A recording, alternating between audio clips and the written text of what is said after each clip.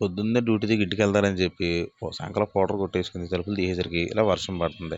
సర్లే ఏదోలాగా వెళ్ళిపోతారులే ఇంటికి అది వచ్చేసరికి ఇక్కడ ఈ ఫ్లైఓవర్ దగ్గర పెంట పెంట అయిపోయి ఉంది. మా కండక్టర్ గారు అడుగులో అడుగు వేసుకుంటే బాగానే వెళ్ళిపోయాడు. ఓసారి సౌరం అయితే కానీ ఎవరో రాదంటారు కదా, మనం ఆల్రెడీ బురదలో రాత్రి పిల్లి మొగ్గలు వేసేసాం. ఆ దెబ్బకి మాకు బురదలో వెళ్ళాలంటే భయం. మా కండక్టర్ గారు చూడండి ఎలా వెళ్ళిపోయారు.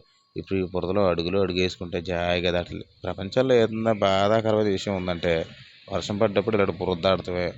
చూడండి ఈ ఫ్లైఓవర్ ఏంటనుకుంటున్నారా, ఇది తాడేపల్లిగూడెం టు నిడదల మధ్యలో కడుతున్న ఫ్లైఓవర్ అండి. అది అయ్యేలోపు ఎంతమంది కింద పడతారో ఏంటో తెలియదు. ఆ లెక్కల్లోనే వెళ్ళిపోయాను అనుకోండి.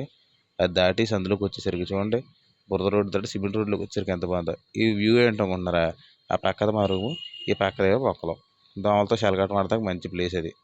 మా కండక్టర్ గారు అడుగులో అడుగు జాయిగా వెళ్ళిపోతున్నారు. అంతే బురదంతా దాటి సిమెంట్ రోడ్డుకి వచ్చేసరికి అమ్మాయి అనిపించింది. అంగోండి ఆ దూరంగా జూమ్ చేయకుండా చూపిస్తున్నాను చూసారా, అదే మా బస్ స్టాండ్.